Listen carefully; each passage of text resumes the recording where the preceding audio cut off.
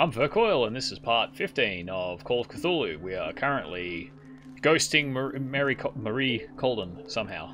The bootleggers. This fellow was mumbling something repeatedly about the whaling station. The one that hides the smuggling business. Oh no, not them. They don't go on that side of the island. Everyone in his place. The captain on one side, Cat on the other, and me. Well, I've been to the whaling station, I have. What did you see there? Nothing. Nothing at all. The floor was all rotten and I fell straight through. Oh. And that's how you broke your back? Perhaps. No idea. Passed out. What's up with his hands? I'll just sleep a bit more. What's this say? He broke his back in an accident down by the docks. Lovely. Is that you, Donovan? Dr. Colden? Yeah. No, that's the nurse. I thought that was the evil nurse. Who are you? Is this the mum? So there's Harding. She's still sleeping. Given her file, a nephrectomy would have been inevitable. But Fuller was able to save her kidney. Well, on the plus side, she seems to be on the mend, though how Fuller was able to do that is a little beyond my comprehension. The mad science, I suppose. The boiler room. Excellent. The key to the boiler room. All I have to do is shut off the water and hope Donovan takes the bait. Ugh. And leave poor Elizabeth to her fate. Intoxication from breathing organic vapors. Here we go again. Can I talk to you? What is wrong with your foot?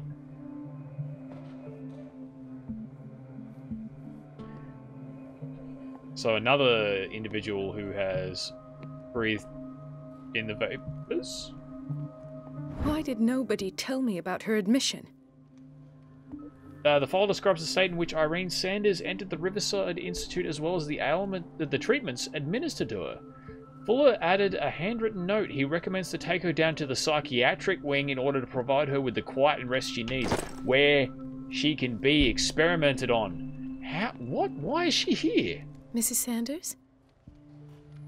She's comatose. How did she get here, and what the hell did they do to her? Cat is going to be very upset. Oh boy. Another insomniac. I should find the cause for such a widespread trouble. I can tell you what the cause is. It's the Leviathan. Definitely the Leviathan. Who are you? Someone who was in a straitjacket but has been untied, which seems like a great idea. Okay, what else have we got to see in this lovely, lovely place? Who are you? It's a quiet little town. Days go by, steady as ever. I wanted more for myself, but... Bit, slightly disheartening there. Who are you? I don't get why they have us waiting so long. Almost no patience here. He does have a point. Hey! Ethan, Marie, what are you doing here? I'm waiting for my medication, of course. Why?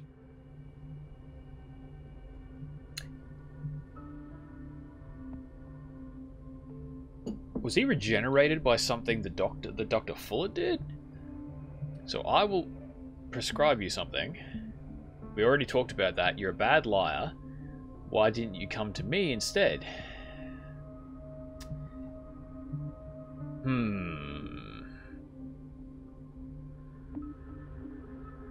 I don't know what the master part is. Oh, it's actually where it's her stat. You're a bad liar. You're not here for treatment, right? Am I so obvious? Only to me. I know you worry about me. I trust you. I'm happy to see you.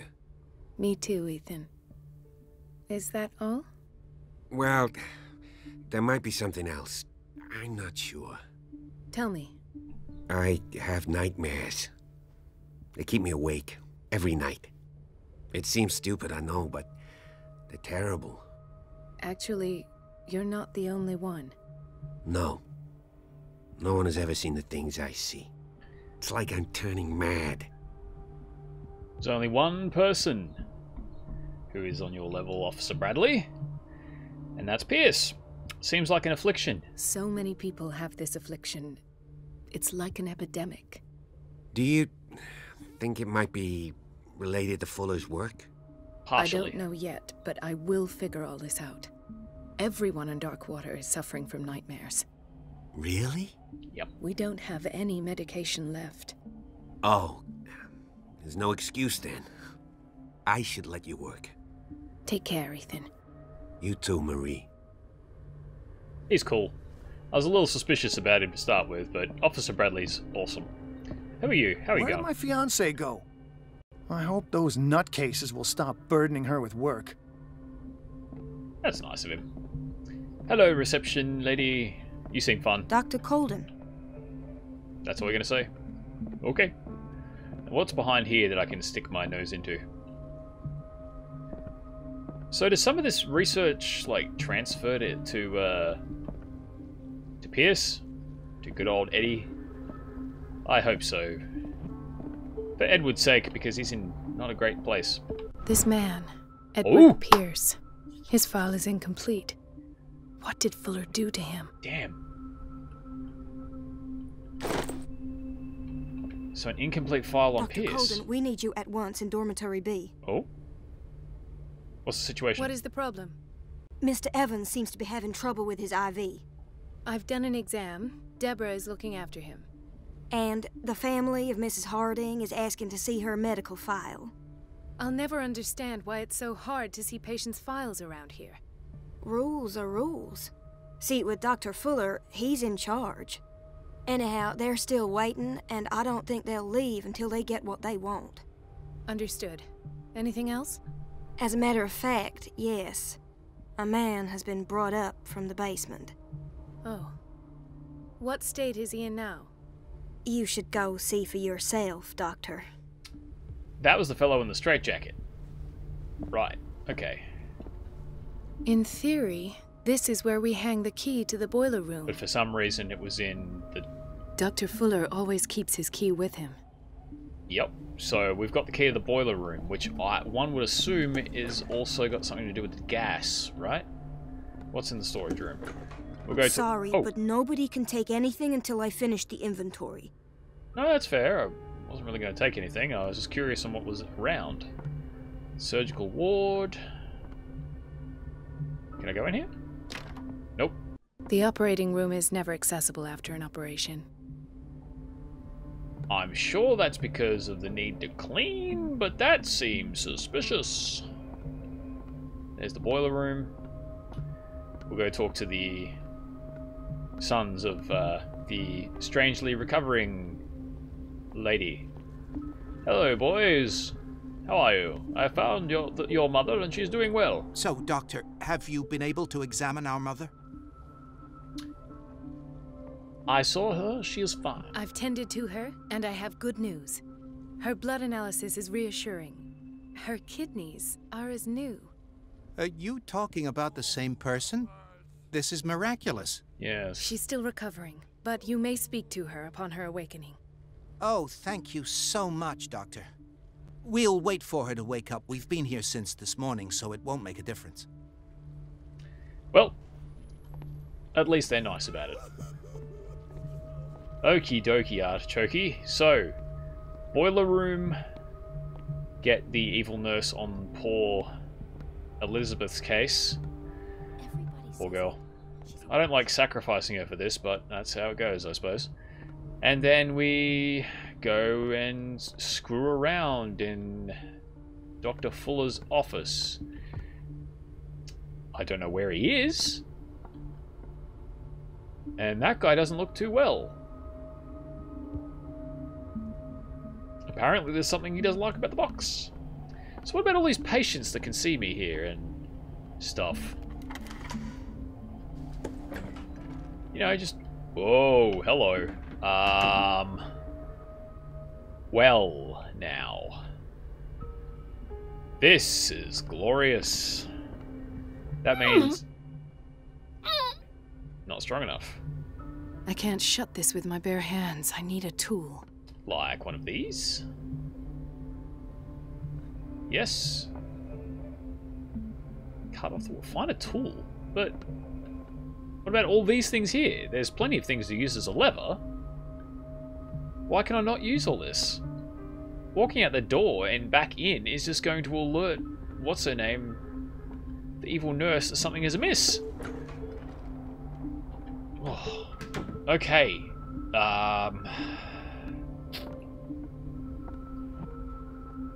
So where would I find this miraculous tool that will assist in the movement of this ridiculously heavy thing? I mean, yes, the head nurse would be stronger than the doctor because of the nature of her work, surely. But we can't rule out the fact that she may have been mutated, right? By the lovely Dr. Fuller, because she is a cultist. We saw in the flashes of Pierce's surgery, injections and such that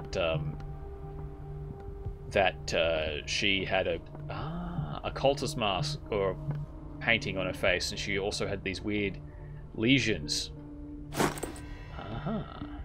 We have the tool. We can rebuild. Stronger, faster, more efficient. I like how all these people are just casually watching me sabotage this stuff.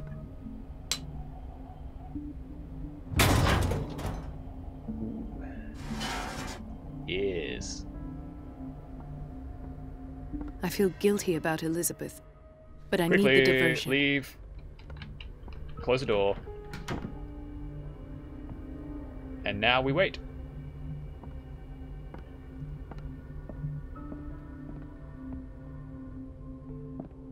So what happens? We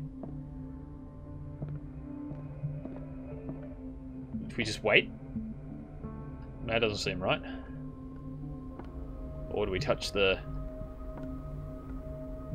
It's temperamental, if I understand correctly. I've done it, right? I mean, I turned the thing, right?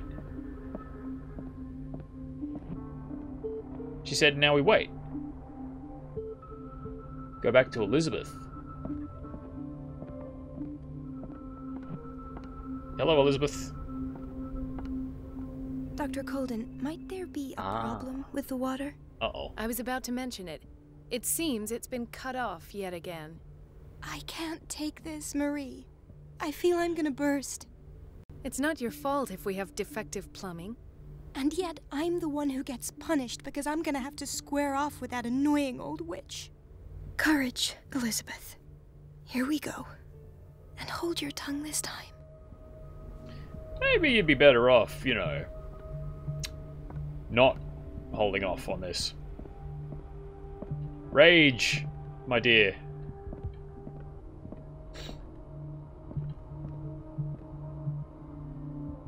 Where is the old witch? Oh, there she is. Sneaky, sneaky. Into the office. At last. The missing Quickly files must be search. hidden here. The Stendhal syndrome. Oh. Of course. This is where Fuller found his diagnosis for Francis Sanders. A study of the Stendhal syndrome, a particularly rare mental illness. Subjects display mental disorders linked to an exposure to a work of art. He knew. Of course he knew. He's a cultist, but that's not the point. Nothing there. Something is wrong with these masts. It's some sort of puzzle. I've unlocked something. That was easy. Patient files. I was right. So can I access those? You're just going to ignore the fact that the patient files were there? You know, the things you were looking for were right there.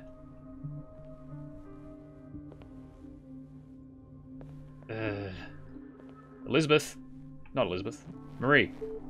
Ah. The cylinder was hidden inside Fuller's office. He recorded his thoughts about one of the many psychoanalysis sessions he submitted Sarah Hawkins to. Quickly. Either out or into the... Get out. I should go another way. No. That's bad. Whoop. Because that won't get caught at all. And neither will this, apparently. But here we go. Nope. Wait, that wasn't it. But I just searched his office. I don't know how much more time I have. Oh boy. This is great. I love this. Come on, Mary. It's got to be something else, right? It's got to be something else. Where is it? The surgery. Nope. Gotta go another way. Search the office. I just did. I'm gonna get caught at this rate. This is ridiculous.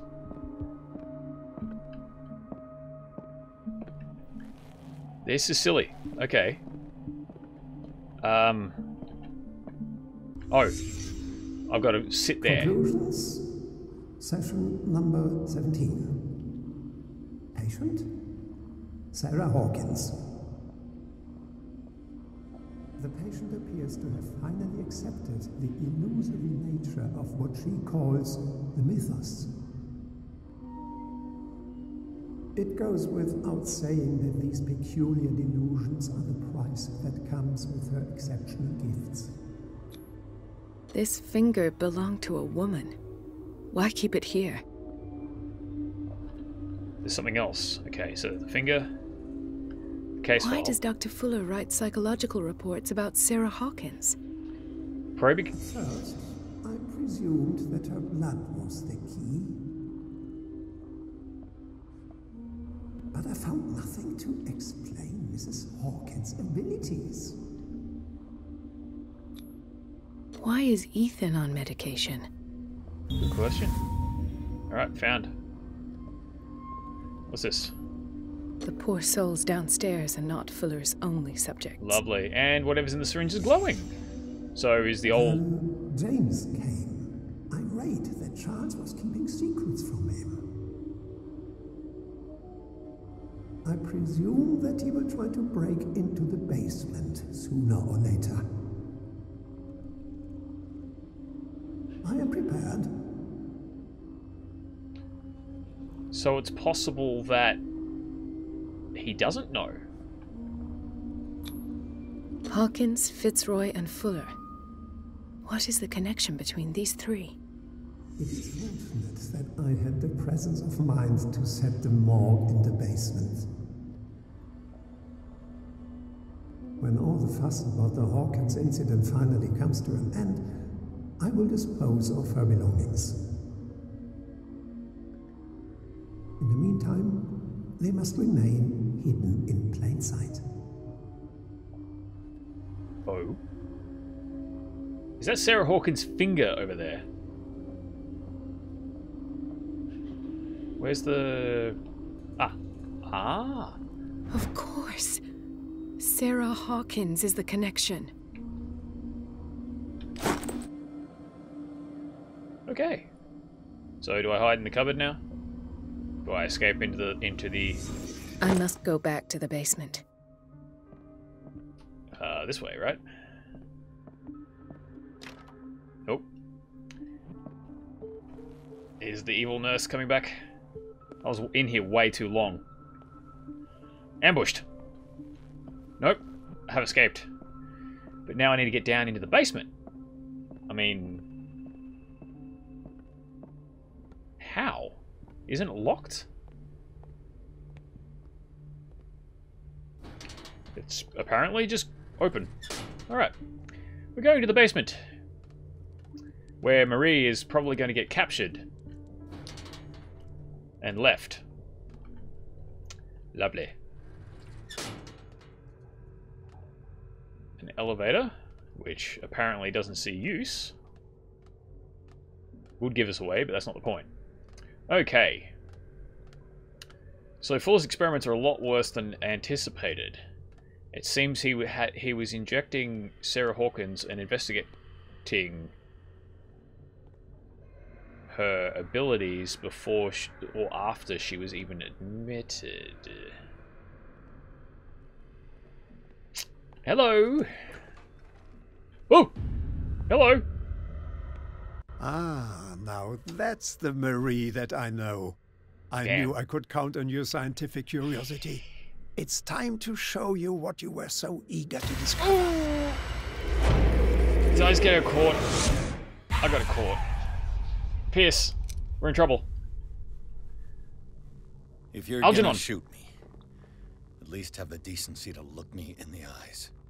Turn around. Slowly. Talk, filthy thief! Oh, I swear I'll shoot! Wasn't me, man. It was Charles Hawkins. Take a minute to look around. Everything points to Charles Hawkins. He's dead. No, he's not. No. He was here for a very specific item. Oh, no. The book. Why was it in the safe? Have you read it? Answer the question. Yes. How foolish of you. Yes. Now you won't be able to escape his will. What did it show you? Sorcerer Thumb? Oh, I'm not a master. Damn. I must be able to keep my stats from one playthrough to the next, because that... I haven't found enough to be a master of occultism. Maria Colden was there. She went into Fuller's office. She was looking for Sarah Hawkins' corpse. Sarah Hawkins, you say?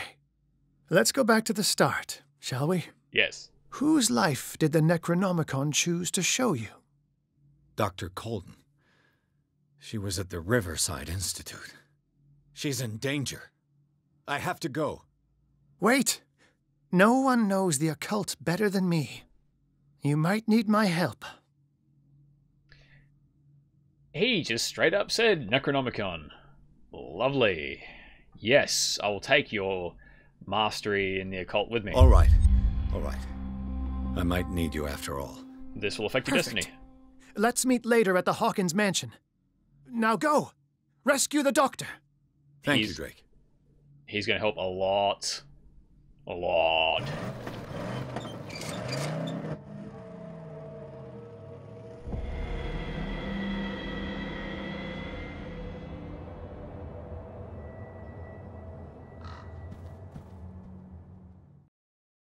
The book projected Pierce into the body of Dr. Colden. The detective watched helplessly as Bradley's friend carried out her inquiry. Confronted with the experiments of Fuller, she got into his office and discovered that the director of the Riverside Institute was hiding information on, if not the body of, Sarah Hawkins. But she was discovered by Fuller. Pierce must save her before it is too late. Oh boy! This is great! I like this. This is lovely. Yes.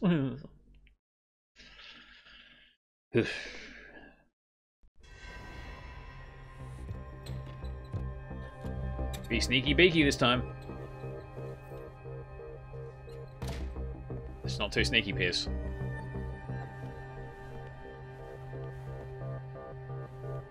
Can't get caught like this, Pierce. I pray that Colden is really here and alive. Well, on the plus side, we now know what all the things are for. Diary of the Pastor's Wife, Volume 1. I thought I'd missed it, but apparently I didn't.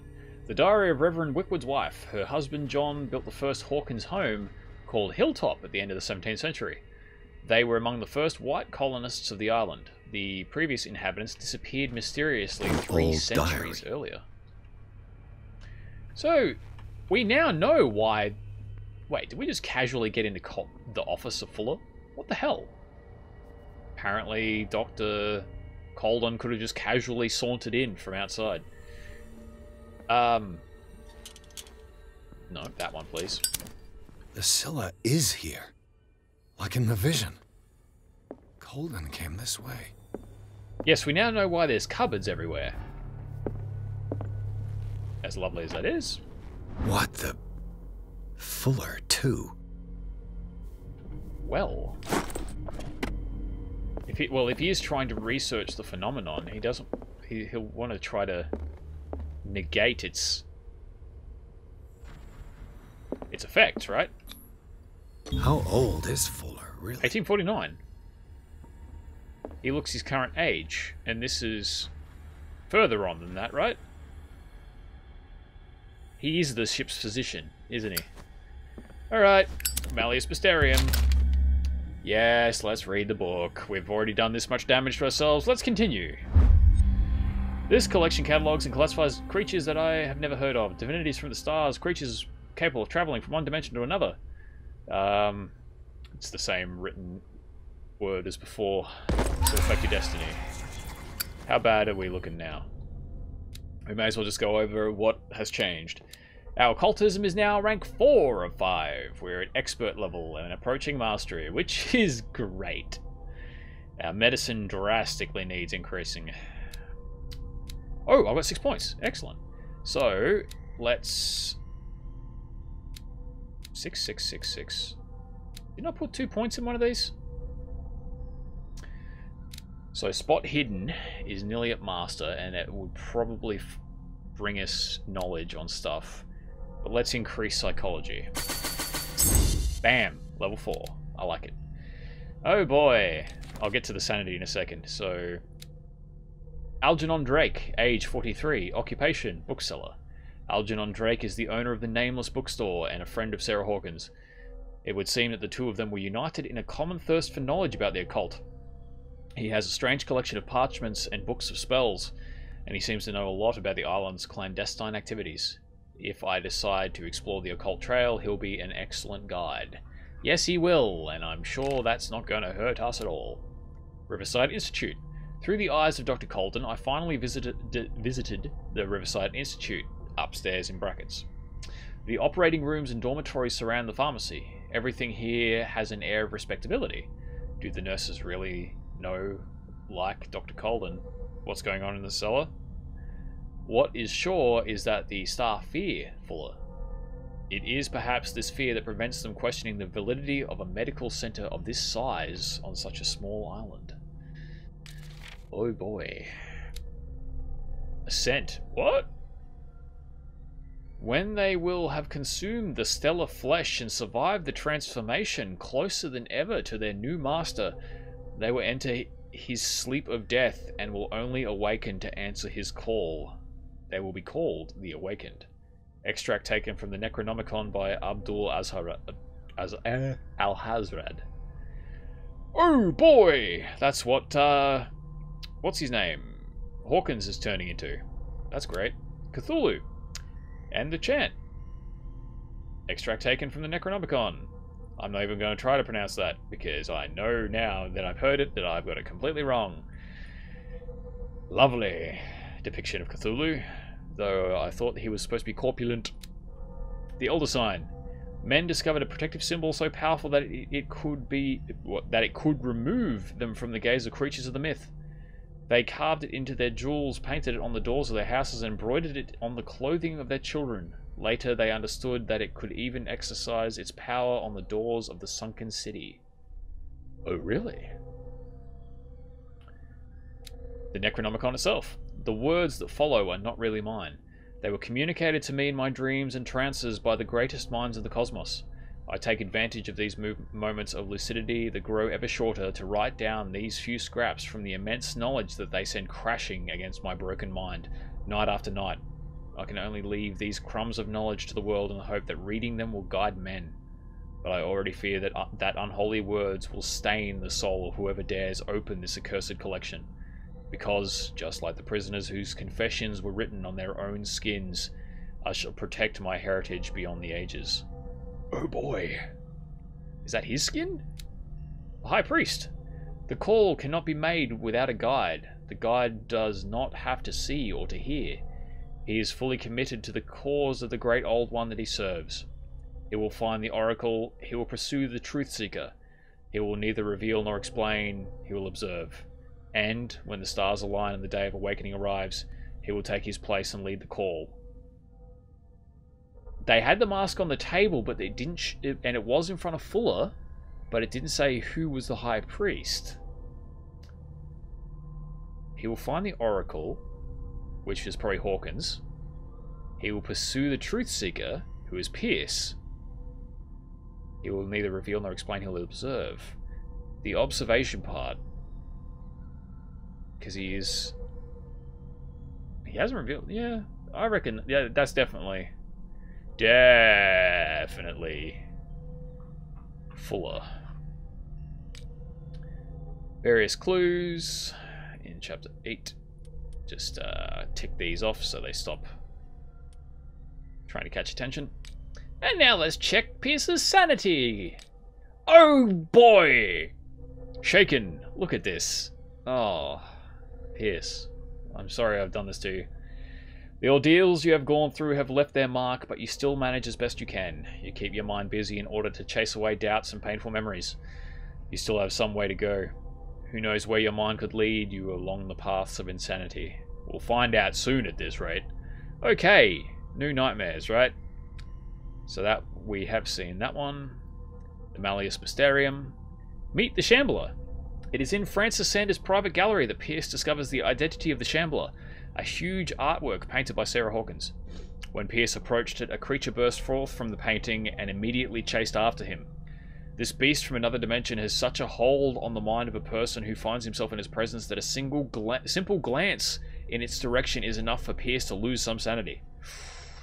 Pierce finally managed to send the Shambler back into the painting using a dagger engraved with a strange symbol, but this encounter has already left its mark on the psyche of the investigator.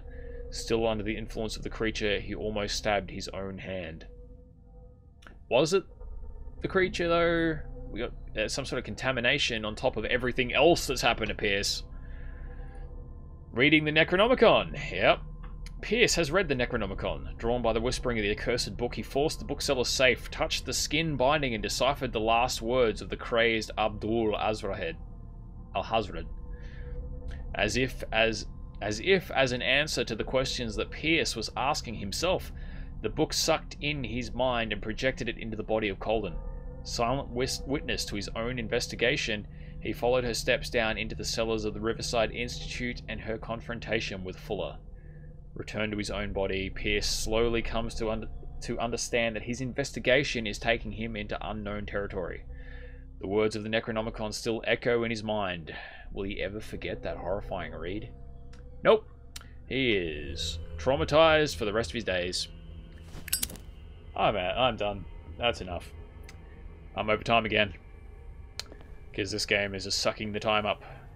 So I've been Vercoil, and this has been part 15 of The Call of Cthulhu. Like the video if you liked it, dislike it if you didn't like it, leave a message maybe, subscribe perhaps. There's obviously going to be a lot more of this than I was expecting. So, thanks for watching. Bye.